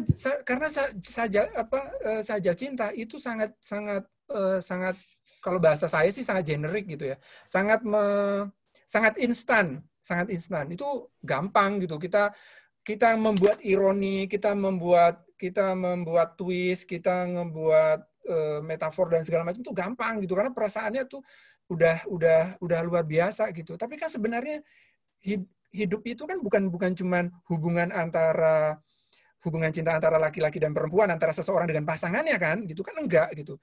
Kehidupan kita sehari-hari itu kan jauh lebih dari itu gitu, dan puisi itu punya peran yang jauh lebih dari itu. Makanya ya kalau bisa dihindari. Memang ada beberapa penyair yang udah kenamaan di Indonesia gitu, yang tulisannya kayak gitu, dan saya sangat menghindari gitu karena tulisannya jadi sangat menye-menye gitu. Jadi kita ngebaca puisi itu justru kayak jadi hati kita tuh jadi lemah gitu, jadi kayak jadi jangan galau gitu ya, jadi halu gitu. Jadi ya gitu, puisi itu sesuatu yang bagus gitu. Jadi filosofi dalam bahasa itu luar biasa. Ya gitulah, pokoknya jangan sebisa mungkin menjauh-jauh dari sajak cinta. Kalau kalian menemukan cinta dalam sajak saya, berarti itu saya lagi malas. Ya, kemudian berikutnya tadi tentang jebakan mengakhiri puisi. Dulu ketika saya ada sesi juga kuliah puisi di Lisetera, ada yang bilang saya paling sulit untuk membuat kalimat pertama dalam puisi gitu. Dan kemudian ini sekarang paling sulit untuk membuat kalimat terakhir dalam puisi. Nah, kalau saya gimana ya? Kalau ya nanti sebenarnya puisi itu beranjak bukan dari makna tapi dari ide. Mungkin lain waktu kita bisa mengupas tentang itu. Tapi intinya kalau saya nggak pernah bukan gimana ya. Tapi kalau saya nggak kebingungan buat mengawali atau mengakhiri gitu. Yang saya kebingungan biasanya saya mikirin kalau puisi itu mikirin cuma dua, bentuk sama isi. Jadi bentuknya kayak apa namanya ya, kayak kue gitu ya. Kuenya tuh harus enak, wadahnya juga harus terlihat bagus gitu ya. Kayak kita membuat kayak lebaran itu kue nastar gitu atau apa yang enak banget, tapi kita taruh di kalau bahasa Jambinya sangke asoy gitu, saya nggak tahu. Ya gitu, itu kan bisa kita malah bisa dibilang itu menjatuhkan rasanya gitu kan. Rasanya udah enak tapi wadahnya nggak bagus. Tapi di sisi lain juga kadang wadahnya toples, udah bagus, udah ada ukiran dan segala macam, tapi isinya nggak enak gitu. Maka puisi itu dua. Jadi dia punya wadah. Wadah itu kerangka kata-kata yang kita gunakan, teknik yang kita gunakan, sama isinya gitu. Dan kalau ditanya mana duluan, wadah duluan apa isi duluan, itu kayak nanya mana telur mana ayam gitu, mana yang duluan gitu. Jadi bisa dua-duanya gitu. Jadi bisa dua-duanya. Maka kalau kita biasanya itu bisa dihindari kalau kita udah punya tujuan tertentu, punya maksud tertentu dalam puisi, dan jangan dikira kalau kita punya tujuan tertentu dalam puisi itu ketika kita baru memulai untuk menulis puisi kita udah tahu nih kita mau buat tujuan puisi apa enggak. Saya tahu puisi saya mau dikemanakan itu setelah mungkin 80% kata-katanya itu tercipta, jadi saya baru punya ide untuk twistnya seperti ini atau endingnya seperti ini gitu. Jadi mengalir aja pokoknya gitu. Jadi kalau Sapardi Djoko Damono itu bilang, jadi puisi itu adalah jalan pertengahan. Ini kalimat saya, jalan pertengahan antara menjadi nabi sama menjadi anak kecil.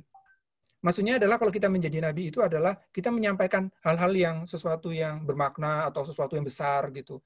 Atau kita menjadi anak kecil yang cuman ya bermain-main dengan kata-kata. Tetapi puisi adalah jalan tengah itu gitu. Jadi kita dibawa enjoy aja, kita bermain aja dengan kata-kata nih. Kata-kata ini kalau diginikan, kalau saya ganti dengan ini, kalau ini seperti apa, itu asik aja, asik dengan kata-kata. Kemudian akhirnya mungkin dari kata-kata yang kita buat terpercik makna-makna yang timbul setelah itu dari upaya main-main. Jadi kadang puisi juga nggak selamanya dibuat apa namanya yang serius gitu. Enggak kayak misalnya Newton tadi menemukan hukumnya itu enggak dia lagi di lab dan segala macam, enggak kan. Archimedes juga dia lagi berendam, dia menemukan ilhamnya gitu. Jadi ya berproses. Baik, luar biasa sekali lagi, Masya Allah.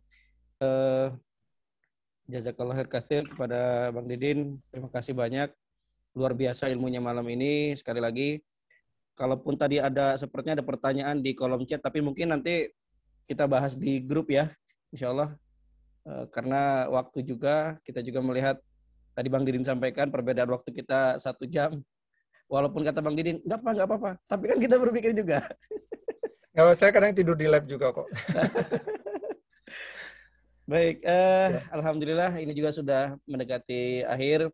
Dan sekali lagi, saya pribadi, Chef Idrus, kemudian juga dengan Chef Desma, sekali lagi karena ini kuliah puisi terakhir kita di kepengurusan PU tahun ini, 2020, kami juga mengucapkan semoga PU berikutnya lebih baik lagi dari kami, dan kami juga mohon maaf kalau mungkin, ya saya yakini karena kami berdua pun bukan orang yang rumahnya berdekatan, tapi yang satu di utara, yang satu di Bandar Lampung ya, satu di Lampung Utara, satu di Bandar Lampung, nggak pernah ketemu.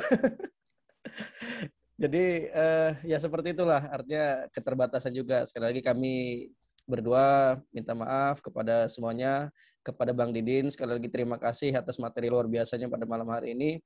Bernas, dan insya Allah bisa menjadi pelajaran buat kita, khususnya karena kita masih ada satu PR lagi di puisi penutup, temanya bahagia ya. Jadi setelah kesulitan akan ada kemudahan. Jadi setelah bencana-bencana, setelah musibah-musibah, kita juga berdoa kepada Allah Subhanahu wa taala, semoga kita semua, keluarga besar Liksitera, keluarga besar Forum Lingkar Pena, terhindar dari segala mara bahaya, musibah, bencana yang sudah Allah turunkan, mungkin sebagai juga pengingat kita semua, dan supaya kita mawas diri, dan semoga juga kita menjadi hamba-hamba yang senantiasa berpikir, senantiasa memikirkan apa saja mungkin maksiat-maksiat yang sudah kita lakukan, dosa-dosa yang sudah kita lakukan, dan sekali lagi semoga kita semua terhindar dari segala macam bencana, mara bahaya yang sedang Allah timpakan kepada kita sekarang ini.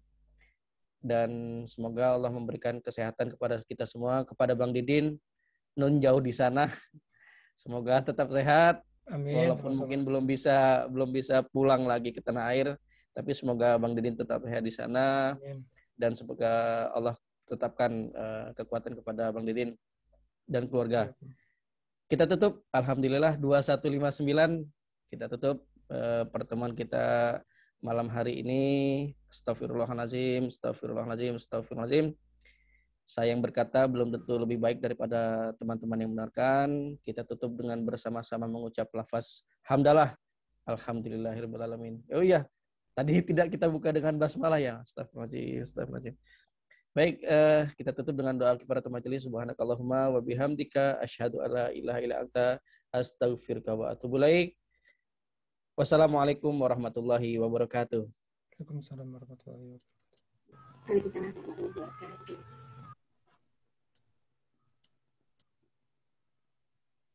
Mau sesi foto dulu atau gimana? Oh, boleh. Oh iya, belum berfoto ya Kak Efri? Mbak Desma. Tadi foto saya itu hapus semua. Ih, Bang Didin masih ada? Udah Bang Didin. Oh, sudah live sepertinya. Boleh, nggak apa. Tanya aja. Sudah kita buka kameranya ya, teman-teman. Ya. Saya ada temanku ternyata di sini, kenalkan itu aja nampak, Masya Allah.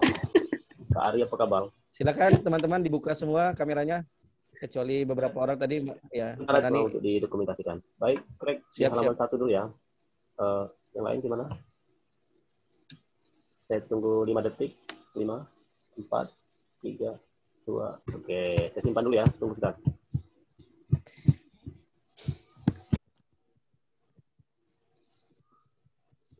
Halaman 2 di mana ya? Ini satu halaman. Ya udahlah. Ikutnya di batas ini dulu. Sudah ya, cukup ya? Cukup. Ya, terima kasih semuanya teman-teman yang sudah hadir.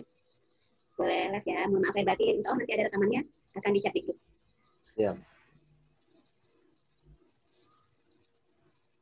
Ya, teman-teman. Ya, sekali lagi kita juga ucapkan buat teman-teman yang sudah bergabung, terima kasih atas waktunya. Semoga ilmu yang disampaikan Bang Didin tadi bisa bermanfaat buat kita semua. Bang Reza? Kita mau live masing-masing atau? Diakhiri. Siap-siap nanti ya, Kak Efri. Aja. PU selanjutnya, siapkan. Jangan. PU selanjutnya, Kak Efri.